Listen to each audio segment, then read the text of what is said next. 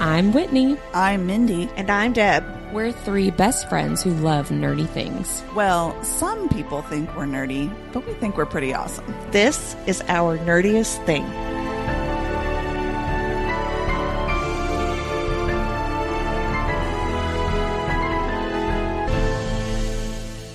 Hello, fellow nerds, and welcome to our nerdiest thing. Today, we are discussing The Fall of the House of Usher, Episode 7, The Pit and the Pendulum, and Edgar Allan Poe's short story of the same title, The Pit and the Pendulum. And Mindy is back this week. Hooray! She was sliced, she was diced, and now she's back. Slightly high. Slightly medicated. Welcome back, Mindy. It's good to be back. Yay. Missed you guys. Yeah, we missed you too. Deb, will you please share our nerdiest cocktail? Of course. Tonight's drink is named Nightshade Paralytic, and it's themed after getting what's coming to you. Oh, yeah. That's awful. This drink pairs well with daddy issues, zoning out at a bad time, and betraying the only good people in your life. Oh, I know. It may cause you to get sliced and diced. You know Slice and dice. You know what that reminds me of? Scream, because that's what Stu says. He's like, before you started getting sliced and diced. Yeah, maybe that's why it was in my head. Because I watched it on Mother's Day last year. not like this week or anything. Like on your, because normally you go to a hotel. Do you watch that by yourself in the hotel? I stayed home from church. I stayed home from church and watched Scream. That's awesome. Oh, man. Oh, by the way, this drink's awesome. I didn't say what's in it. It tastes like a mojito, but it has vodka in it. It's got herbs in it. Several herbs. Claire Fraser, they're herbs. If you live in the U.S., they're herbs. Yeah, it is. It's like a summery vibe, summery kind of flavors. It's quite tasty. It's good. Well, that brings us to the Nerdy and Dirty recap, where I will give you a quick summary of the Edgar Allan Poe story and the episode from this episode. Way to go, Whitney. So first, let's talk about Poe's story, The Pit and the Pendulum. This is another one of my favorite Edgar Allan Poe stories, and it's set during the Spanish Inquisition, which is a real historical event. This is a real definition here, an institution by which people in Spain were converted to Christianity by force, which I would argue is not being converted. That's acting like a religion. That's also not very nice. All right, exactly. It was considered to be a cleansing of the people, and there was a court that was operated by church authorities that would determine if a person was a heretic, and a heretic was basically just anybody who was not a Christian, who did not claim to be a Christian. So that could be a Jew. But it had to be Catholic, right? It couldn't be Protestant. Correct. Right. Yes. Okay. Yeah. So it could be somebody who was a Jew, a Muslim, or anyone who just didn't say, yes, I am Catholic. Yes, I follow the Catholic Church. So heretics were then tortured, burned at the stake, or executed, which I think burned at the stake is executed, but you know, they're, I guess, maybe beheaded or something like that. The Inquisition ended in 1834, which was during Edgar Allan Poe's lifetime, which probably is why he was writing about it. So, in the story, the narrator is a prisoner of the Inquisition, meaning he was considered a heretic. So he has been tried and found guilty and sentenced to something, but he doesn't know what that sentence is. He wakes up in a pitch black dungeon in a cell by himself, and he tries to investigate his surroundings as best he can, and eventually discovers that one side of his cell is a giant drop-off, where if he fell, he would either die or be very badly injured, and worries about, if I fall down there and get injured, what's going to happen to me after that. So that's the pit, right? And the title, hey, the pit, there we go. Way to connect that. Yeah, just in case you missed it. He keeps passing out and waking up to some food, and eventually he gets drugged to force him asleep. And when he wakes up that time, he has been tied down to a table, and there's a huge pendulum swinging way up above him with a blade on the end. So the way a pendulum works is it starts moving in very small, slow patterns, but the longer it swings, the bigger the path gets and the faster the movement gets. So this pendulum is slowly making its way down toward the narrator, who again is tied to a table, forced to just watch as this blade gets closer and closer and closer to him and his body. So clearly the intent here is for him to be tortured with the certainty of death, right? And the death itself would be kind of slow at first with just superficial cuts until the pendulum moves down far enough to do actual real damage. So the narrator basically freaks out for a little bit, which, like, you know, same. Yeah. Oopsies. Right. Eventually, he realizes that he can use the bit of food that he can somehow reach and all the... Oh my gosh, sorry. I swallowed a herb. My bad. Oh my gosh. Okay. We're not even editing that out. So he realizes he can use the bit of food that he can reach to lure all the rats in his cell to help free him. So he wipes food all over the bindings that are tying him to this table and lures the rats to basically eat through the bindings and allow him to get up and move. But then one of the walls in his cell gets insanely hot while he's trying to escape. And then the walls start moving, forcing him to get closer and closer to the edge where he will definitely fall over into the pit. So he essentially just panics because what else is he going to do? Which again, same. And right as he's falling into the pit, someone reaches out and grabs his arm, saving him. And it's the French army there to liberate all the prisoners. Hooray! Yay! And that's it. There is a moment though where the pendulum like cuts through his clothes. Yeah. Yes. Right? Yeah. It doesn't. Yes. It stops right as it is about to start to do. Yeah, the like, some rats big finish. Yeah, the rats damage. finish chewing through all the bindings like right before he's some going to get crazy sliced and psychological diced. Seriously, horror. we've talked about how messed up Poe is, but like That's real messed up. Sits around and is like, what are some really weird ways to die? And He's then, like, and then hey. this one, he's like, I'm just going to throw 3 of them in there. Yeah. 13-year-old wife. What would be a cool way for someone to die? Last week, we also R.I.P. surmised that Edgar Allan Poe might have been like a flat earther. He believed the Earth was hollow. Yes, 100%. Yeah, Which, Yeah. you know. that's what you missed last week. Yeah.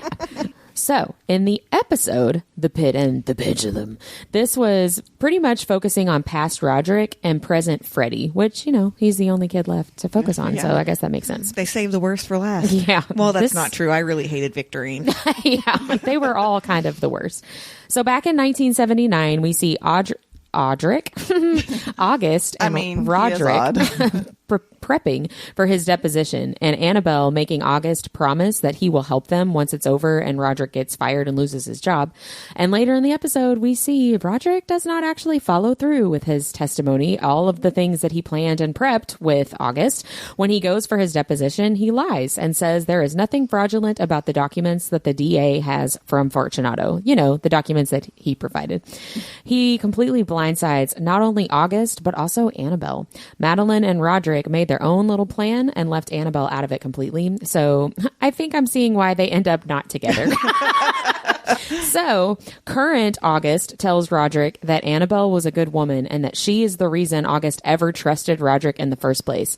And it made him feel better to know that Roderick lost her. And I was like, ooh, that was cold.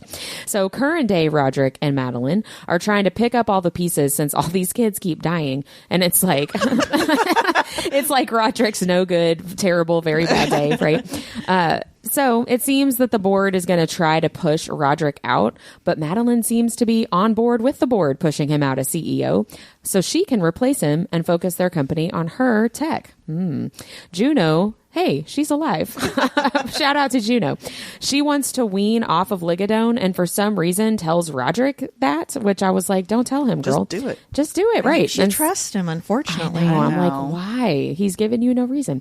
But, you know, that doesn't go super well.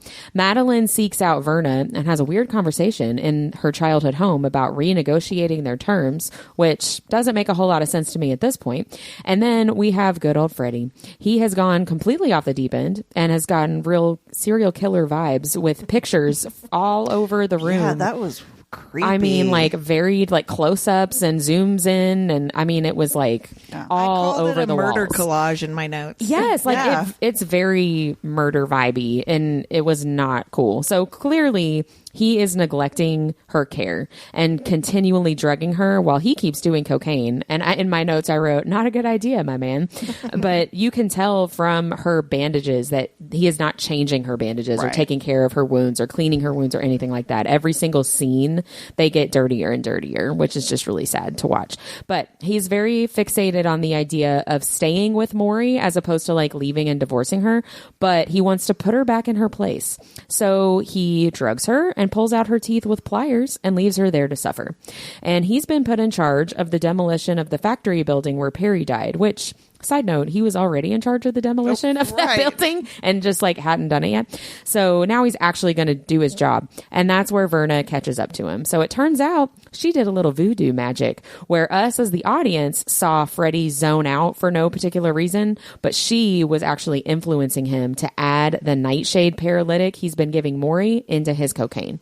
So when he does a line of cocaine in the factory building, he paralyzes himself, and now he's stuck inside while they demolish the building. We get some lovely poetic justice of Freddy being fully awake and aware, but helpless to do anything, just like he's been doing to poor Maury, while he watches a piece of sharp metal swing back and forth, eventually slicing him up and killing him. But then the episode doesn't end there. We see Madeline approach Roderick and tell him that he needs to kill himself to stop all this madness, which, side note, he already knew that and just like didn't want to do it. Yeah. And she helps him down a bunch of Ligadone and alcohol and then leaves him by himself in the Fortunato basement to die.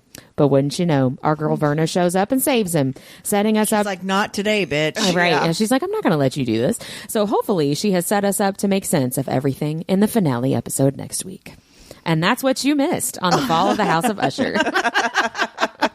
Previously on Yeah. a very special Fall of the House of Usher. Right. A lot of things took place in that episode. Before we get into all the details, Mindy, will you please share our nerdiest vocabulary? I will. So, of course, our main characters in this are Freddy and Morella. Yeah. Which we've seen them, these are the ones I feel like we've gotten.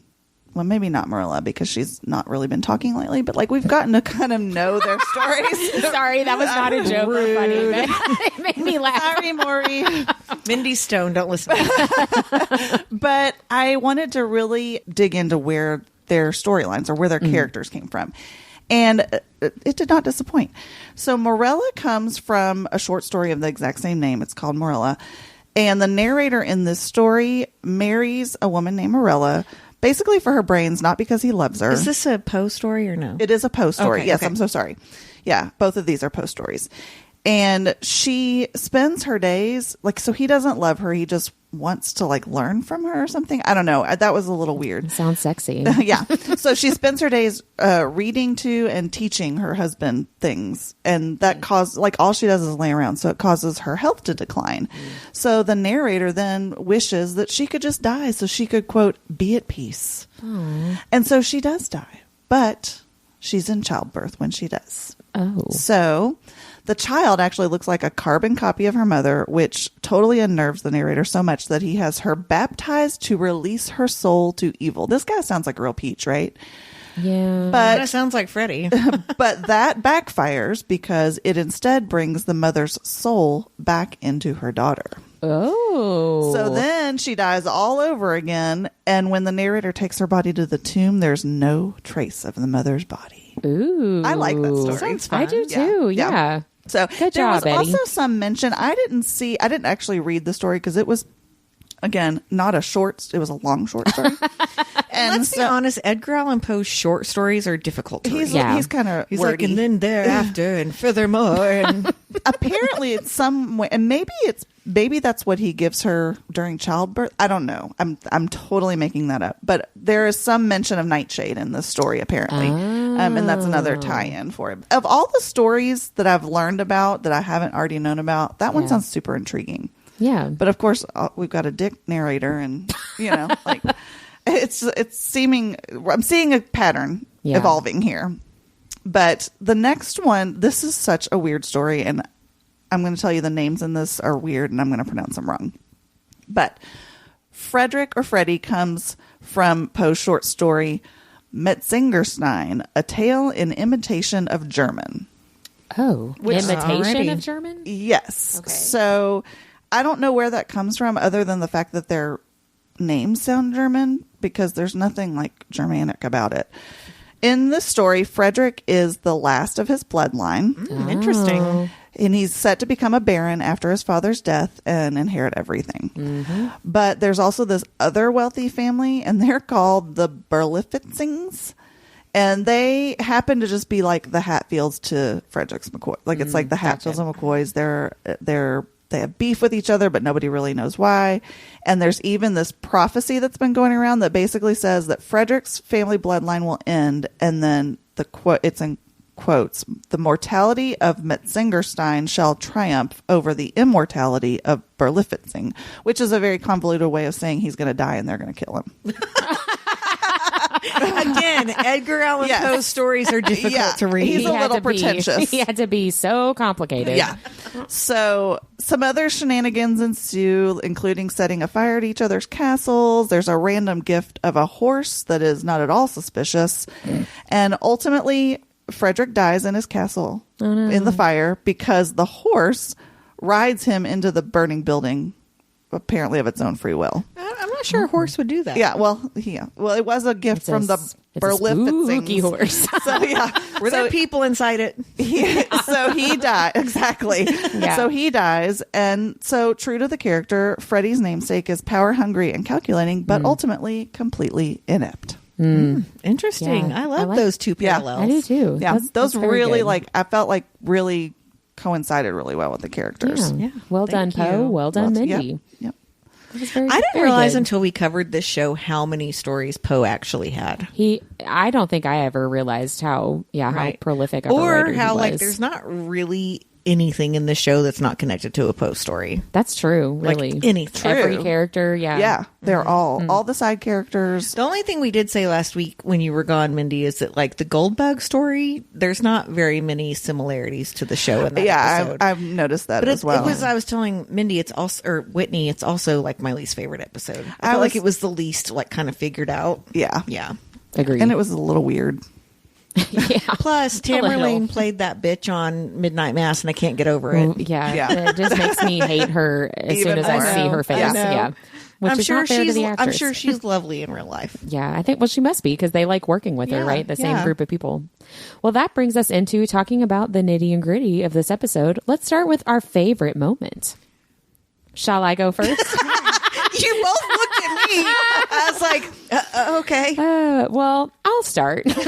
My favorite moment, I really, really loved the whole twist of Freddie zoning out on the phone and then later having it revealed that Verna was messing with him and causing him basically to mix up the drugs. So when you're watching the episode and he's on the phone and zones out in front of Morella, I didn't think twice about that because I did. I wrote down. I was like, what the fuck's happening right now? I didn't think about it at all because he's been using cocaine this whole time over all these episodes since what was Leo's episode 3 or episode 4. And so I just assumed that it was some kind of side effect of the cocaine. That's and where I was, too. Yeah, I just didn't think about it at all. Apparently, you guys haven't done a lot of coke. No, I'm kidding. I certainly have For not. the record, I have never done cocaine. That's just a joke. Yeah, so when Verna reveals to him what she actually did, and we realize as the audience, Morella sees him doing that. She watches him put the paralytic in his cocaine. But that's one of my questions. Do you think she could see Verna? I don't think she could see Verna, but I think she was watching Freddie put this drug in the cocaine. Right. But because he drugged her, even if she can't wanted, tell him. even if she wanted to help him, she couldn't. She's like, oh no, I can't. I know, see. right? So she's watching him like, oh crap, the next time that he does this drug, something bad is probably going to happen to him, but she can't do anything about it because of him, which I really enjoyed that. I That's thought some that poetic was justice from yes, Maury. that was Yeah. some real good Verna style justice. I liked that a lot. So mine also had to do with Verna, and I loved that if there was an alternate reality where there was no agreement with Verna, Freddie was supposed to be a dentist. And a damn good one. Right. And I Verna know. asked, why did you have to go for the teeth? And it disgusts her so much that she actually changes how he dies. Yeah, Yeah. And lets I him get I disemboweled. liked that. I as was well. like, dude, you and she's kind of said this to everybody, like, this could have been so not as horrible Yep. as Yeah. it is. And she was up, I feel like up until that point, like, I don't know how I was going to die, but it wasn't going to be that, right? Yep. And she's like, you went for her fucking teeth. She's like, okay, I draw the line at spousal abuse. I'm going to kill you all, but I cannot believe you just did that to your fucking wife. She says to him, it could have just been a heart attack in the car. All that cocaine. I mean, that would have made sense. And then, because she says, not only did you use the pliers, but you took her home. You took because that shows how much he knew thought what he was about it. gonna be doing. Exactly. Yeah. How much he thought about it and planned it out and was very intentional. This was not like a fit of passion or a fit of, which wouldn't make it okay. But when things are premeditated and so thought out like that, it He's adds a psychopath, yes, not a it adds a sociopath. layer of grossness. So gross. Yeah. What was your favorite moment, Mindy? Mine also had to do with Verna. I love the culmination of all of those things when she's teasing him about having his fly open after she drugs him. Like, to add insult to injury, he's laying next to his own piss, and she's like, "Don't you want to like zip up your fly?" She goes, no. She goes, "You're just going to let it all hang out there?" Okay. She was really funny in this She episode. was. She was ruthless, and I loved it. I enjoyed it a lot. I almost wish that she had, well, I mean, I guess she was waiting for him to do a line of cocaine, but I kind of wish that he had done the cocaine before he peed, because I think it would have been funny for him to like pee Just his pee on pants. himself. Yes, because I feel like that would fit Freddie. You know what I mean? True. But, well, after that uplifting talk, let's bring it down for our least favorite moment. Mindy, what was your least favorite moment? I think mine first, I didn't like when Roderick was holding young Freddie in his like vision when he's in there with Dupin, and then he basically just like disintegrates. But the sound, Oh no, the bottom half of his body falls it was off. gross. Yeah. But which now that I'm thinking about it, it's because he was disemboweled Right. when It's he how actually- Freddie that died. is that how makes he sense. died. So that was like a little clue there. But really, it's just when Roderick throws August under the bus. The look on his face and the sheer what the fuck have we been doing this whole time? Why are you doing this? Mm-hmm. And his desperation to try to make him change his mind and say something different. It breaks my heart. Yeah, that's also my least favorite moment, because I mean, it's such an act of betrayal. And the whole time from episode 1, when August and Roderick first start talking to each other, that clearly there was a huge fracture, right? There was a big thing that happened. And so now we're finally finding out that that's what it was. Yeah. And I did not expect him to do that. I told Deb last week, because I had watched this episode already, I thought that something was going to happen to make Roderick turn against August, or to put himself, his survival, whatever, but that's just who he was the whole time. And that I was not expecting the that. viewer completely fooled that he was a good person. This goes right back to everything that we've been talking about the past few weeks about the unreliable narrator, right? I know he's an unreliable narrator, and I was still disappointed. It's we were rooting for you. We were all rooting for you. Damn it. I know. I could not believe that's just who he was the whole time. That is who he has been. Yep. And I was just, it broke my heart. And August and Annabelle Lee, they are the only two good people that Roderick had, and 2 of the 3 good people really that he's had in his life, and he just threw them away for money and power. And I hated that. I hated that. So, well, I'm gonna go back to Freddie for my least favorite moment, and it was really just Freddie going fucking insane. I mean, that is what happened. We already talked about the murder collage in Maury's recovery room. He ignores her. She begs him not to do it, and he's so cold, and he's like, "Well, sucks to suck," essentially.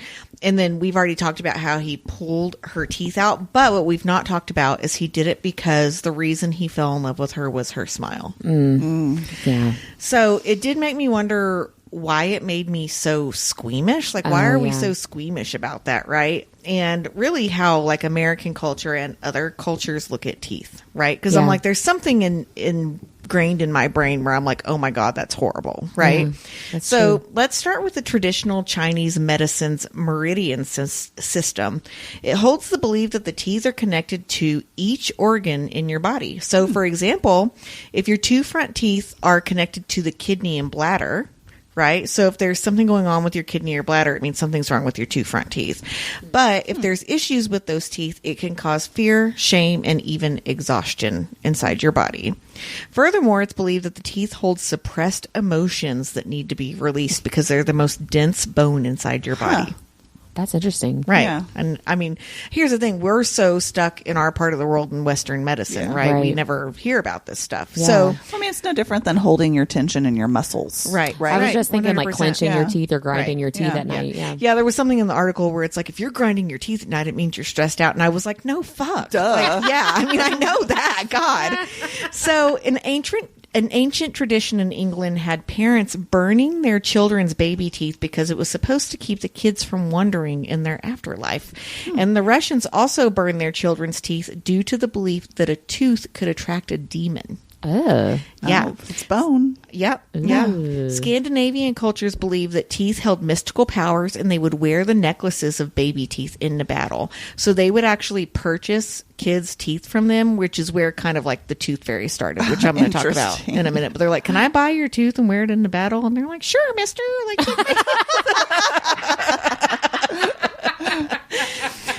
so American Indian tribes buried baby teeth to ensure a prosperous future. And most believe that this tradition led to modern day parents keeping tooth boxes, right? So do either of you have your teeth or your kids' teeth? No. No, that's I don't weird. either. And I mean, but it's very common. I found mine once in my mom's drawer and it like freaked me out. My Yeah. mom still has Yeah. all of ours. It felt like a piece of my cadaver. Yeah. Was in Yeah. there. Like it, because like, you know, you like bleed and stuff when you like lose your teeth. I did not like it. Did either of you guys watch The Unbreakable Kimmy Schmidt? Like on and off, but not enough to know enough One about of the Titus, the character, sings a song about he's doing a audition for Trident gum commercial, and he sings this whole song about how your teeth are outside bones. Anyway, Oh, yeah, they're outside bones, not your inside bones. Yeah, that's yeah, right. So anyway, So, sorry. okay. Random sidebar. So the Balkans would use found teeth in a doll and control that person for nefarious means. So they felt like It's if like they voodoo. had Yeah. if they had your tooth, they could put it inside a doll and control you. That is a voodoo doll. Yeah. Ugh. And let's talk about good old Sigmund Freud. Oh man. He thought if a woman dreamt of her teeth falling out, it meant that she wanted to get pregnant. But most other no. cultures believe that these dreams symbolize a feeling of loss and control of one's life, which I don't know if you guys have ever had dreams about your teeth falling out. It's always when I'm very stressed out is when that happens. Yeah, I don't get the connection to wanting to have a baby. Right. And so but hey, Freud, not everyone wants to have babies all the time. Okay. Like I really don't want to have babies. And so finally, let's go back to the tooth fairy. If you're a listener outside of America or the UK, you may not know much about the tooth fairy tradition, but essentially the child will place their tooth under their pillow where the tooth fairy will come while they sleep and exchange it for coins. And it's like a cute little like fairy with like a toot too, unless you're watching Supernatural, because that tooth fairy is fucking so scary. Other cultures around the world have similar beliefs, but they typically have different creatures. So, for example, Spanish-speaking countries believe that a tooth mouse who leaves they believe in a tooth mouse, and this mouse leaves coins for a child when they leave the tooth in a glass of water for the mouse to drink. Okay. A glass of water. Mm-hmm. That was like the parents are like, I'm not touching that shit. Put it in a glass of water. I was just thinking to myself that I'm like, that's so weird, but it's not weirder is the than tooth fairy. Yeah, Sticking it under your exactly. pillow. Yeah. Right. So, Sleeping on top of it. right. France, Belgium, Morocco, and Switzerland also celebrate a mouse, but the tooth's left under the pillow, much like Yeah. the US and the UK. In Korean and Brazilian cultures, baby teeth are thrown onto the roof so that the birds can take the teeth, and it enables the child to be able to like grow a new one. Oh. And so there's some cultures where they will actually have an animal eat the tooth because they believe that's how you get like your adult teeth. It has to be ingested by an animal first. Interesting. And All right. then finally in Pakistan, teeth are thrown into the river for good luck. Oh. Right. So there's I like that one. Yeah, there's tons more of these. I have an article linked in the show notes, but I loved learning all about what like different cultures think of teeth and like the Yeah. superstition behind them and like how they're connected to your body. And there has been a lot of modern medicine correlations between like mouth health and like even like heart disease, Yeah. which I Yeah. find super duper interesting. So you guys go read those articles, find out more. Very cool. Yeah, don't pull out my teeth. That No. fucking freaks me out. Please, No. please no. My husband has a thing about eyes. I can't do teeth. No, don't pull out my teeth. You could poke me in the eye, but don't pull my tooth out. I don't know. I think I don't like either of them. I was just going to say, I think I choose But none if of you the had to above. choose either or, I would choose you to poke me in the eye. Like poke your eye out? Or just Maybe. like... Maybe. I don't want to lose an eye, but if I had to choose between that or getting all my teeth pulled out. Yeah, I mean, I guess. Yeah. This is a very I don't want to think about what would you do question. It is a good would you Listeners, rather. would you rather have your eye gouged out or all your teeth pulled out? Let us know. I genuinely don't I even know. honestly don't either. I would really prefer neither, though. Yeah, I Yeah. don't like that question. Well, Deb, will you please keep us going with what your biggest revelation was? Yeah, you're like, please fucking stop talking about this. Change the subject.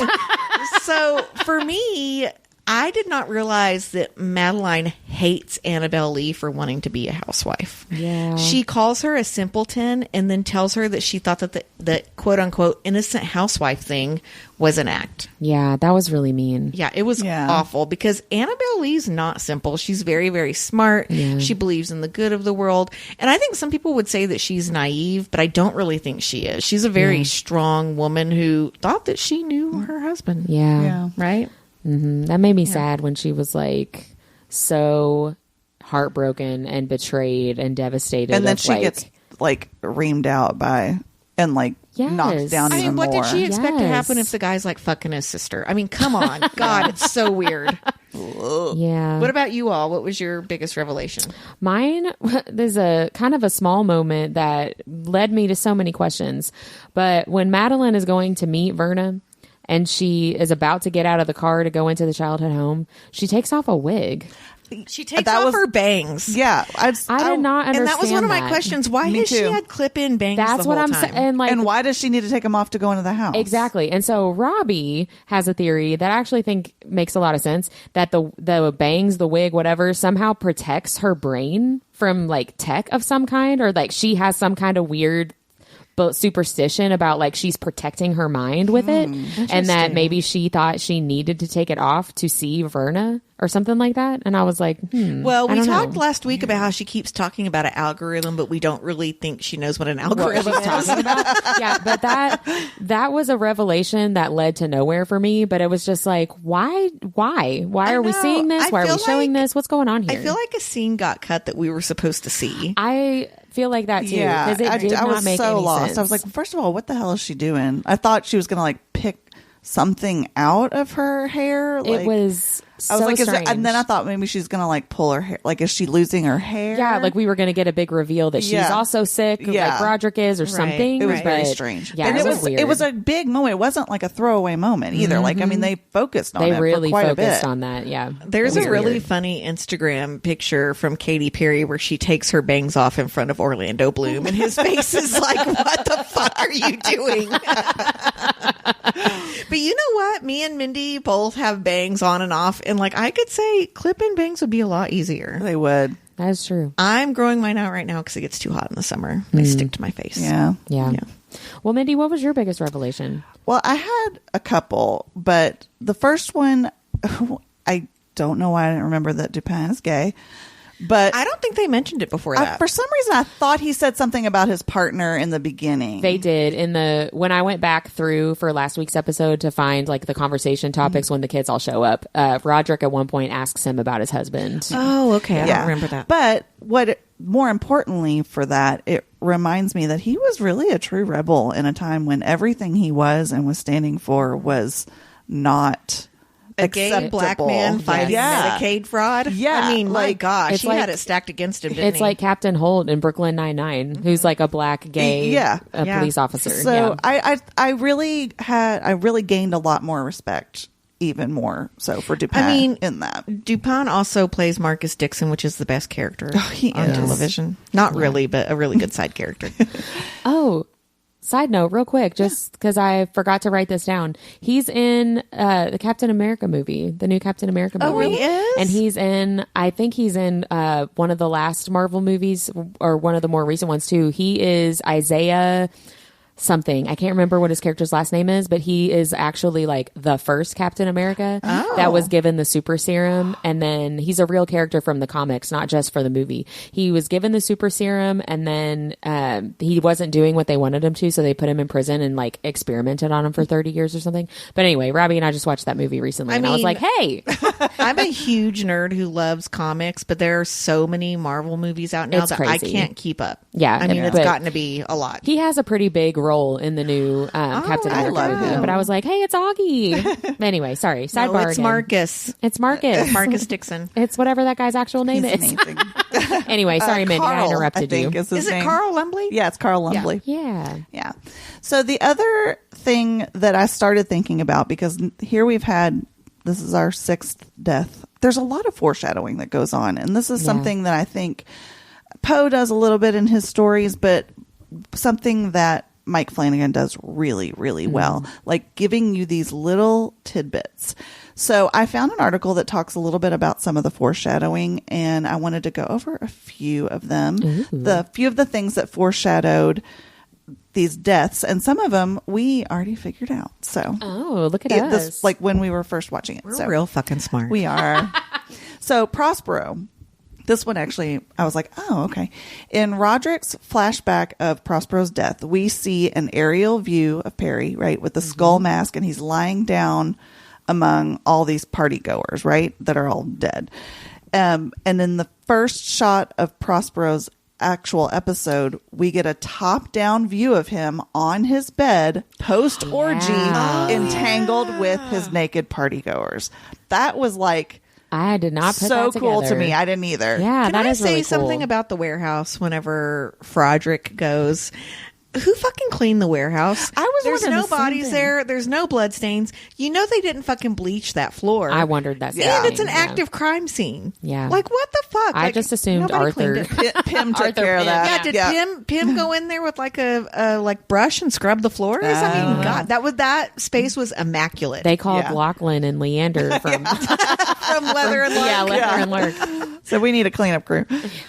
And then the other thing in his episode that was sort of teased was when he's first assessing the venue, when he's in there and he's like trying to get everything all set up and everything, the scene actually opens up with a close-up shot of the ceiling sprinkler. Yeah. Yeah, I noticed that. Yeah. So that was, but the one with him, the camera angle, and that's something, again, I think Mike Flanagan does really well, is takes camera angles and like atmosphere and really ties it into the whole story, which is just amazing. Yeah, he's really good. So Camille, we actually already talked about this. Hers is more of a sound bite than a visual. So her episode opens before even the credits start with a chimpanzee chattering. And I didn't realize, I mean, I guess I did realize, but it didn't like strike me that it actually does build up to like a shrieking. So it starts like a chattering and then it builds up to a shrieking noise. And then in Roderick's memory flash in the first episode, the very first episode when he's going through the first flashes, it shows her looking terrified with the sound of a chimpanzee over the visual. Oh. Which I didn't catch Yeah, in it either of happens my too watches. quickly. It does. Yeah. There's so much going on visually, it's hard to catch all the auditory Yeah. stuff. Yeah. So I thought that was interesting. But we kind of already picked up on that. So with Leo, again, we have the meowing sound of the cat in the Sure. beginning and the episode in the end. That's the very first sound you hear. But the first actual visual we see is of Leo's yellow sports car through the window of the animal shelter where he is trying to get Pluto's replacement. And then in the shot of Leo after he falls from his death, what's behind him? His yellow car. sports car. And then the real Pluto walks around the body, bringing it full circle. Because, you know, the other Pluto was fake. Yeah. He never. Oh, yeah, that's a good It point. was- That cat probably didn't even exist. Yeah. Right. It was a figment of. Oh, yeah, His because his imagination. boyfriend never actually Never sees saw that. it. Nobody Yeah, sees nobody it. sees it. Okay, yeah. Yeah. So I thought that was cool. Then Victorine, also the audio clue with the heartbeat and the squelching noise. Ooh. But another really interesting tie-in that I didn't really pick up on at first was that the heart mesh device had a circular disc on the front, which mimics the old man's eye. Oh, from the Telltale that's Yeah, cool. because you saw it because it's like it It's was like blue and cloudy. yes, with like it Yeah. looks like a little creepy eye. Oh, I did not notice that Yeah, I at all. didn't either. You're so smart, and I'm so turned on right now. So with Tamerlane, this one again, I felt like this, like you all said, was like a weak episode. Yeah, not as think. fleshed out. But there were lots of small, subtle clues for her in her opening sequence. So the audio clue is the sound of breaking glass in the very first moments, which I guess I missed somehow. I don't know. I didn't. That didn't stand out to me. Yeah. And then when she's kind of losing pieces of time while she's sleep deprived, she actually thumps her head on the bathroom mirror. yeah. And I then didn't think about that either. Finally, similar to Perry's camera shot, we see an aerial shot of her lying in bed looking up at herself in the mirrored ceiling trying to go to sleep, which is also her last shot. We talked about this last week. Have you ever been anywhere where there's an actual mirrored ceiling? No. Like, it just seems weird. There are places, though. Have you like heard of those hotels that are like basically but like I told sexy Whitney, hotels? this is no offense to my sexual butler. He's really great in bed, but I don't want to see his ass pumping up and down while we're doing it. Agreed. I mean, I don't want to see your husband's ass, but I don't want to see mine either. Asshole looking at it in the fit of passion doesn't really do it for me. No. Right? Yeah. Yeah. No, but I mean, she had mirrors everywhere, which was just creepy anyways. Yeah, that was a lot of glass in that house. It really was. I'm like, if I was rich, it would be all cushy cushions everywhere. I mean, there wouldn't be room for glass and mirrors because it would be all covered with bookshelves. So. Right, Yeah, exactly. Bookshelves, cushy chairs, Pillows, fireplaces everywhere. Yeah, absolutely. And then food cabinets. Yeah. Thank you for adding that. So Freddie actually has quite a few that are scattered throughout several episodes. So in episode 5, when they're in Victorine's office, there's actually a small pendulum on the shelves behind her. There is, and I wondered about that. Yeah. Thank you for bringing that up. Yeah, so that was like a really quick, like, blink and you'll miss it. Wink, wink. Nudge, nudge. In episode 6, when Lenore is watching a movie with her mom, it just happens to be the 1961 film The Pit and the Pendulum, which I didn't even realize existed. I didn't either. I know. I was about to say, when's someone going to redo this? But I guess Mike Flanagan did. Yeah. Yeah. Well, but then I started thinking too, like, how long is that film and what happens? Because, I mean, are we just watching him lay there and like parse things out? Kind of weird, but okay. I hope that blade doesn't cut my skin. Yeah. Oh no. Okay. So also in the opener, we see a shot of a Kit Kat clock, which, by the way, I love those and I have one in my craft room. They're just so cute. But it's like the 1970s home, which when those were really big. And Freddie is actually like zoned out looking at it as the tail goes back and forth like a pendulum. Yeah. And then the sound, again, I missed this, builds up to a more metallic swinging sound the more he focuses in. I didn't but I either. remembered being like, why are they so fucking focused on that cat? I know. They're focused on the pendulum. The back and forth. I didn't think of it as a pendulum either. I thought of it as like the cat. But it is. Yeah, I mean, is. technically Yeah, it is. absolutely. Time, yeah. And then finally, when Roderick is talking to Dupin in the present day, the pendulum clock strikes 3, and Roderick says, "That's Freddie, I expect." Do we have any idea why it strikes 3? I I don't actually know. looked up if there was like significance in the number 3. It just seemed very random and very specific at the same time. The time of like 3 a.m. is supposed to be some kind the of witching hour. Yes, like a supernatural. More supernatural things happen during that time. Okay, That's what now I I'm turned on assumed. by you.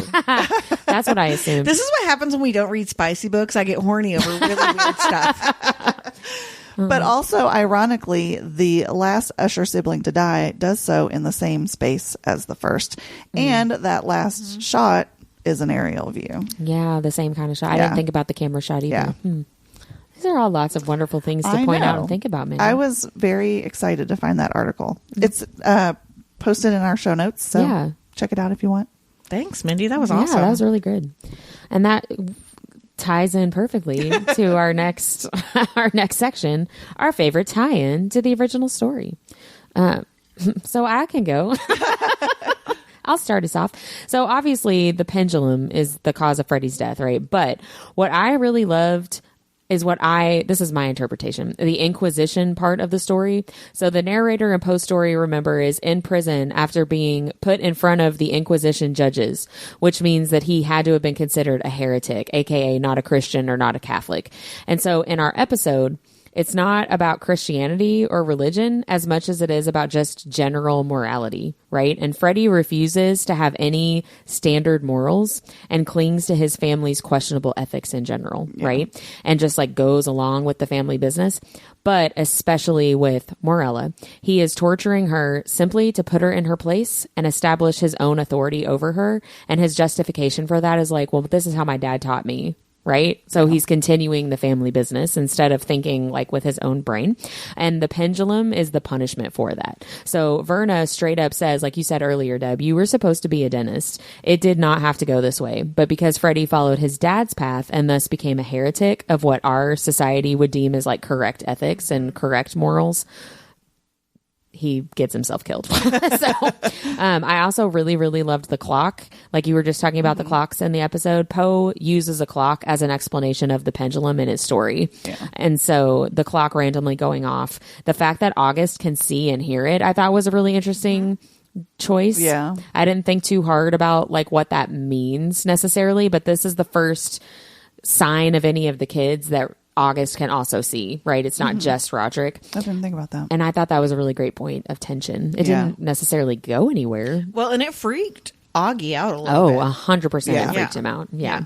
And then he gets distracted by Roderick, like obviously having a hallucination, right? Yeah. But I just thought that was holding an interesting choice. A child that's not there. Yeah. Holding Which nothing. we still never found out why Freddie was so scared of elevators. I know. That was one of my questions, too. That never was reconciled. It was just a weird little character quirk that didn't I think you're have anything supposed to do. think that he is scared of everything because he cannot think for himself. True. Oh, yeah, I like that. That's a good point. Well done. Yeah. Thank you. Who's turned on by Now me? I'm turned on by you. Right. Well, I really enjoyed the connection between the pit and the stories symbolizing hell and how each character at this point really is in their own personal hell. Yep. So Freddie can't control anything and gets sliced in half. Yeah. Lenore has lost a parent and has to caregive for another. Roderick's seeing the ghost of his children and knows that he's about to be ousted by the board of the company he's sacrificed his entire bloodline for. So all of it's been for naught at this point. Madeline can't negotiate herself out of a bad situation, really for the first time in her life. Yeah. She's used words in her brain her entire life to get what she wants. Even at this point, she has ousted Roderick by the board and has taken his board seat, right? Yeah. So Annabelle Lee sees Roderick for who he really is. That's her personal hell. And then Juno isn't allowed to wean off her medicine. And Roderick tells her it'll take 3 years to get clean. Yeah. So literally every single person is at their like worst point in their life. That's true. I didn't even think about the other characters also going through it. Going through it. Yeah, I do not want to be a part of this family. No, unless I've absolutely married not. in. Well, I don't know. Maury and Juno aren't doing great. I was but gonna they say, do better later. Yeah. Bill got off easy, really. Yeah. Yeah, he really did. He was emotionally abused. He's just, like, Yeah. he's just like on some Peloton videos. He's right. fine. Yeah, he got off easy for sure. Yeah. Mindy, what about you? So my favorite tie-in is that it didn't actually tie in when it counted. And that's because in the story, the narrator doesn't actually die, but thank fuck, yeah. Freddie finally dies. Yeah, Do we that's know true. if Edgar Allan Poe was Catholic? Because I wonder. don't know. Good I question. wonder if the heretic, quote unquote, not dying is Is like a statement. right. Interesting. I don't know. That's He a good should have question. died Like a 'cause he's political here. statement. Yeah. Yeah. We'll have to look that up. I don't know. I always look up a bunch of shit for this show, so I only have so many minutes, guys. Like, I'm sure you feel the same way. I'm always like, I should look into that. I should look into that. Yeah. Well, let's talk about our episode MVPs. I wonder if we all picked the same or if we picked different people. I'm curious to hear. Mindy, who is your MVP? Well, I was going to pick Verna because I love her, but I feel like I hate pick to her. say she's awesome, but she's awesome. Yeah. I know, but like, I feel like I pick her a lot. So I did kind of go with somebody a little different. I went with Lenore because she's taking action. She's trying to help her mom. She totally calls out her dad and tells him he's weird and smells like shit. And that made me laugh. I just feel like she, again, is the only one who has any sense of morality Right. and any sense of actual action that's proactive and not destructive. Right. Me too. Yeah. That's who I picked for all the same reasons. I also loved that Pym convinces the cops not to use her statement. And she literally stands up and goes, I'm going to give you another statement. And Yeah. says the same exact thing. Yeah.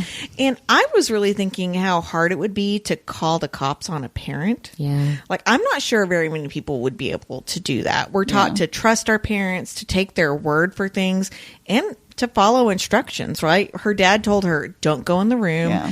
Don't look into this clinic anymore. And Yeah. she's essentially like fuck you. Yeah. Right. Fuck you. I would have Thank goodness. enjoyed seeing Freddie in prison before he got cut in half. I know, right? Because, man, Yeah. he would have been someone's bitch. Oh, It would've been really great. 100%. It would have been great. Immediately. Yeah. Well, that's funny that you guys both picked Lenore because I did not. She is my favorite secondary character, though. But for episode MVP, I did pick Verna. So sorry. No, I'm glad you did, but I felt like for me, I picked her so much, and I was like, I need to not be so Well, predictable. she's awesome. She is awesome. She's awesome. So when you talked about this earlier, Deb, but when she told Freddie that she would have had him die in a different, less horrifying way until he took Maury home and picked up the pliers. And I really, really loved that because it made me think back to Perry's episode, the Mask of the Red Death episode, where she says there are always consequences for your actions. Mm-hmm. And these are his, right?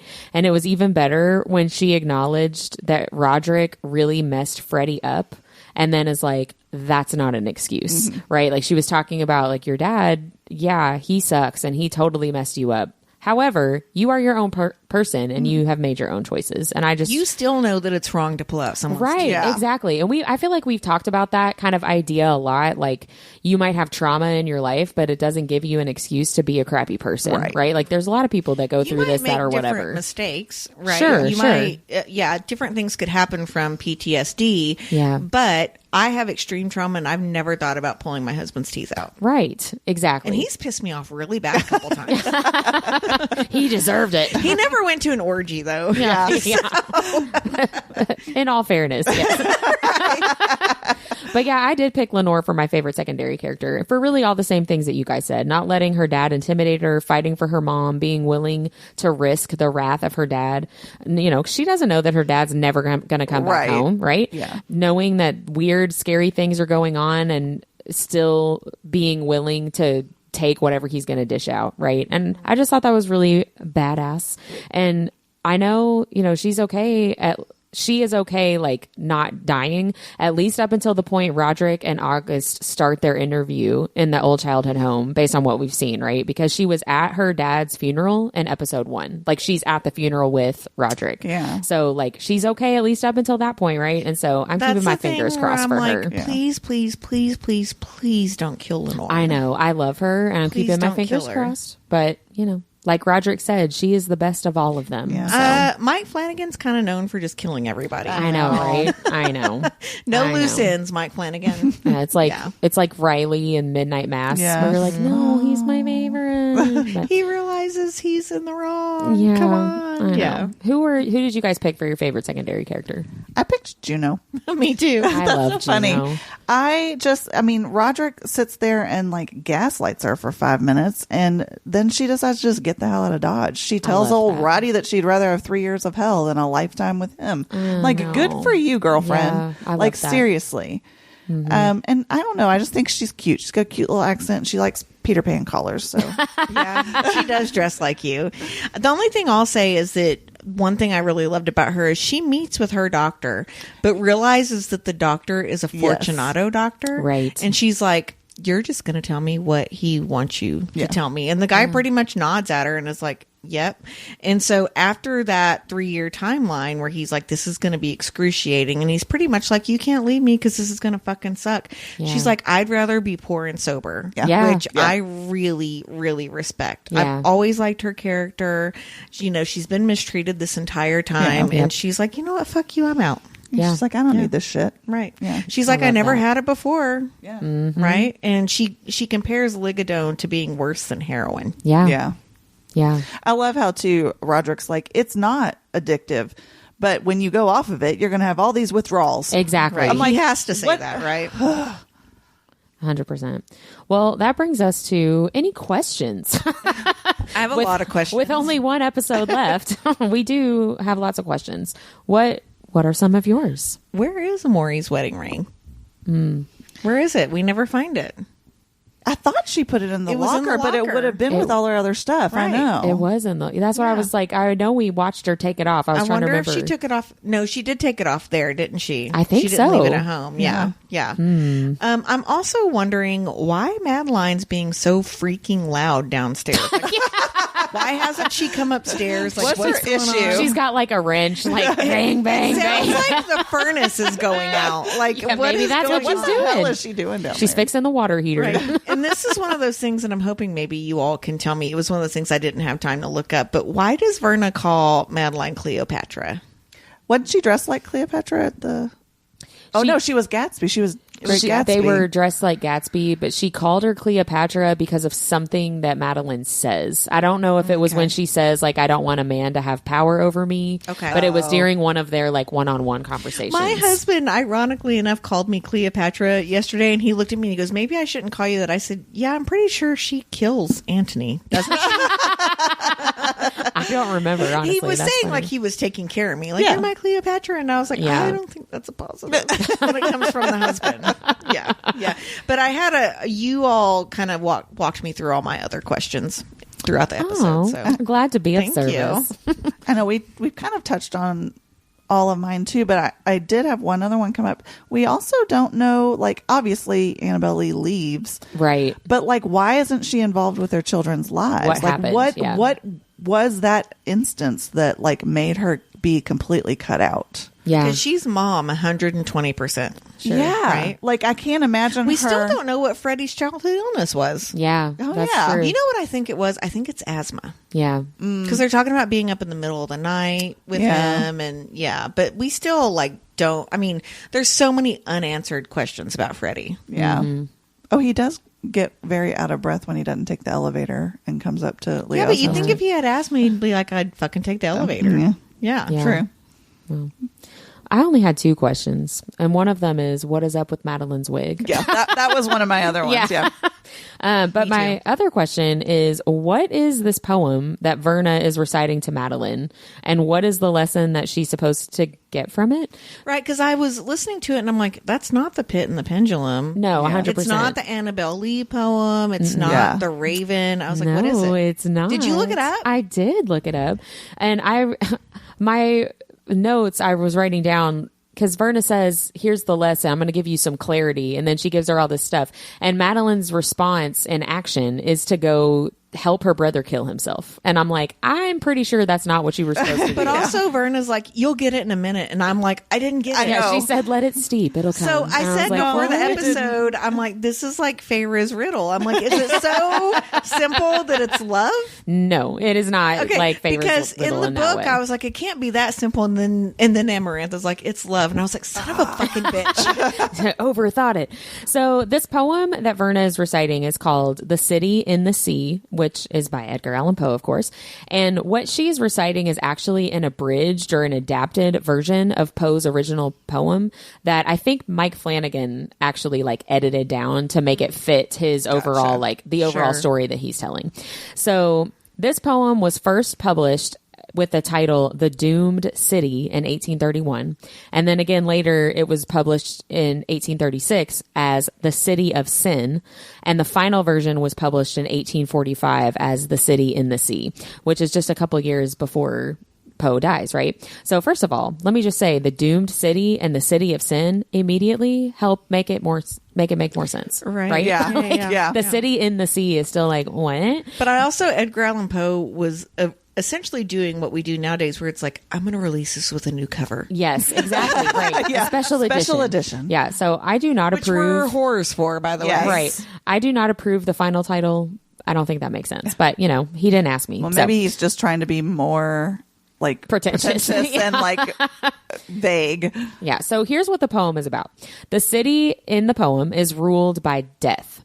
Death is revered over everything and everyone else. Death is actually a god who rules over this glorious, peaceful city. And at the end of the poem, waves in the sea start moving the town, and then the waves start turning red, which symbolizes hell rising up and moving in to take over the town. The last lines of the poem read like this: "And when, amid no earthly moans, down, down the town shall settle hence, hell rising from 1,000 thrones shall do it reverence." And Verna finishes the poem with those lines as well. That means basically the devil is giving death gratitude and thanks and allowing the devil to come and rule over earth. Oh, Oh, good job. So Brynne. You're talking about yourself there. Right. Yeah. So the city in the sea, death, is basically like a portal for hell to open up and start there and then like move into earth as a whole. Is basically what the poem is talking It's about. a hellmouth. I've been watching Buffy lately. Yeah. So this poem has been interpreted by some people to suggest that death is actually worse than the devil or worse than hell, because if the devil holds you in reverence, that suggests you are above the devil. And if the devil admires you, like, you got to be pretty bad. Right? True. So He's like, great job being so fucking evil. I know, right? Yeah. So a couple of fun facts about this poem. Rufus Griswold, the real life one, not the one in the show, but the real life one who hated Edgar Allan Poe, he actually published this poem after Poe's death as the best example of Poe's poetry, which I thought was really Well, that was interesting. nice of him. This poem was allegedly partly inspired by a poem by Samuel Taylor Coleridge, who he had beef with. Isn't that who we talked about in one of the first episodes? Yeah. And it was also partly inspired by Flavius Josephus's first century. It sounds like he's from Eastern Kentucky. I know, right? He is a first century historian, and he has an account of the city of Gomorrah, like from the book of Genesis in the Bible. And Gomorrah is a famously evil place that God destroys. And so, you know, there's that, gets destroyed. Sodom and Gomorrah were destroyed by fire and sulfur, which Prospero, fire and sulfur, right? So the context in which Verna recites this poem is with Madeline. She says that poetry is a safe space for hard truths and that this would give Madeline clarity. So here's my interpretation of what Verna is trying to say. Roderick and Madeline represent death from the poem, ruling over their glorious city, putting themselves above everything and everyone else. And Verna is the devil, slowly moving all the pieces so she can take over their, quote, city and replace them, replace Roderick and Madeline as the ruler. And I think Verna is being pretty clear with Madeline. Their time of ruling is done, and it's Verna's time to shine. And I guess we'll find out next episode if that's correct or not. But I think that Roderick and Madeline are being positioned here as death, putting themselves on this pedestal and being worse than the devil. Because I would definitely argue in terms of the show, Madeline and Roderick are way worse than Verna. Yeah. And Verna's not really doing like good things. She just right? made some deals, man. Yeah. Right. So there's that. That's one question okay. answered. That poem, that poem is very beautiful. It really is. is. Yeah, it's a great example of his Edgar Allan Poe's good writing. Some of these stories are not necessarily good examples of that. Yeah, so. he needed an editor. Big time. So last but not least, what are we looking forward to? There's only one episode left. I already said mine. Please don't kill Lenore. I know. Please don't kill her. I know. Yeah. She's so good. And even Roderick says she's the best of them. I know. We can't kill the good girl. Mindy, what are you looking forward to? I'm just waiting for that full circle moment that Mike Flanagan always brings to the table. He just always leaves me wanting more, even though the endings are usually pretty satisfying. Yeah. I'm waiting for that last Mike Flanagan touch. Yeah, me too, basically. Not having any more questions is what I wrote down as looking forward to. I really do hope everything gets tied up, because Robbie and I were talking about it before we watched, the final episode, and he said, well, a lot of Edgar Allan Poe stuff doesn't have a satisfying ending though, so maybe Right. the True. show won't either. And I was like, hush. I rebuke We're that. not in the 1800s anymore, Yeah, Robbie. exactly. But yeah. Well, is there anything else about the show before we move into our nerdiest things of the week? I think we've covered a Yeah. lot. Yeah, there's a lot to was a cover in lot. this episode. Well, Mindy, why don't you start us off? What's your nerdiest thing of the week? Well, I have a funny story. So I did have some minor surgery, but I had to be put under for it. And when I woke up in the recovery room, I was one of like 5 people in there. And I don't know if everybody else hadn't really woken up or I was just a loudmouth, but I was the only one talking. And I thought everybody wanted to talk to me. So I do remember some of the stuff I said, or I feel like most of the stuff I said. I don't know. Maybe I was in a dream state and I didn't say any of this. I don't know. But I remember talking about just different things. I started talking and saying I was thirsty and I said I wanted a Coke Zero. And then we started talking about the different flavors of Coke. And then I was like, I'm so excited. I have Girl Scout cookies at home, and I'm just going to eat Girl Scout cookies and read when I get home. And so the nurse she was so sweet. And she was like, well, what do you read? And I was like, well, mostly hockey romance. And then a nurse 2 beds down says, oh, my friend writes hockey romance. And I was like, oh, what's her name? And she was like, well, I know her real name, but I don't know her pen name. So I never did find out the pen name. I was like, you tell her that she can come on our podcast. And so I proceeded to pitch our podcast to the nurses in the recovery room. So if we have a random some contact rando form, Yeah. it's like, I write hockey romance. Mindy told me to contact you. that would be it. Yeah.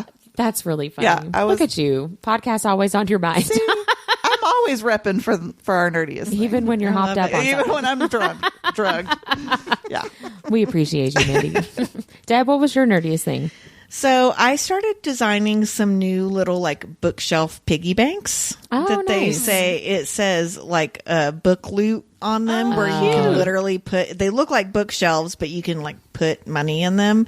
And it's really because I like to pretend that we all save up money for books, but we know we just buy them anytime we have an extra penny.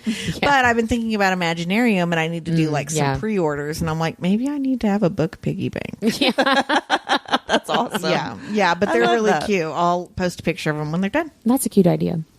Well, I have a couple of things. One is actually a correction from last week, because this is one of my nerdy things, because it really bothered me. Because so last week, Deb, you and I were talking about Lenore being in Midnight Mass. Yeah. And I was like, I don't think that she is. And It's not. You're right. Yeah. I know. looked it I up. realized that today. I wanted to give a shout out to the actual actresses. So Lenore is played by an actress named Kylie Curran. Has she ever done any other Mike Flanagan stuff? No. Okay. And then Lisa from Midnight Mass is the character that we were talking about. I don't know if I'm going to say this name correctly, but Anara Simone. Okay. So there you go. Their hair is very similar, so I was like, "Oh, okay, it's the same person." They but you're look right. alike. Yeah. No, they totally do look alike. But the other nerdy thing is just the way I'm raising my daughter. Today in the car on the way to her dance class, she requested by name to listen to Emotions by Mariah Carey. Oh, nice. And also Pop by NSYNC. Oh my God. That's amazing. Okay, so Hero by Mariah Carey was my first single Oh, nice. I ever bought, and I still fucking love that album. It It's is a good one. so good. Emotions is such a good album. Yeah, Annabelle was like, how does she make her voice go up that high? And I She was puts like, her finger in her ear, babe. I was like, it's a whistle note, honey. And she moves her nobody can other do hand that. up and down. Yeah. So I think I've said this before on the podcast. Man, I wanted to be Mariah Carey so bad. When Me people too. are like, what do you want to do when you grow up? I never said ballerina or nurse or any of that shit. I was like, I want to sing like Mariah Carey. Yeah. But my mom's not an opera singer like hers. I don't have that. And one time I think I've said this before too. I sang in front of my son when he was younger and he said, I feel so bad for you. Oh, womp, Shout womp. out to Mariah Carey and my son. Yeah. Well, my kids still tell me, don't ever sing. Yeah. Like, I was singing that bad. in the car, in the same car conversation. Annabelle said, Mommy, I can't hear them singing. At least she hasn't been like, who sings that? And then you say, and she's like, let them sing. Yeah, but she will when she gets older, I'm sure. Well, that is it for this week. Next week, we are finishing the fall of the House of Usher with episode 8, The Raven. And we're going to talk about, I'm going to talk about, not The Raven, because we already did that, but the Cask of Amontillado. Yeah, I was going to ask you if we were going to talk about that because there's a lot of that in the final episode. 100%. Yeah. All right. Bye, See you then. everybody. Bye. Like what you heard in this episode? Follow Our Nerdiest Thing on Instagram at instagram.com/Our Nerdiest Thing or Facebook at facebook.com/Our Nerdiest Thing. We love hearing from fellow nerds. Email us at ournerdiestthing@gmail.com.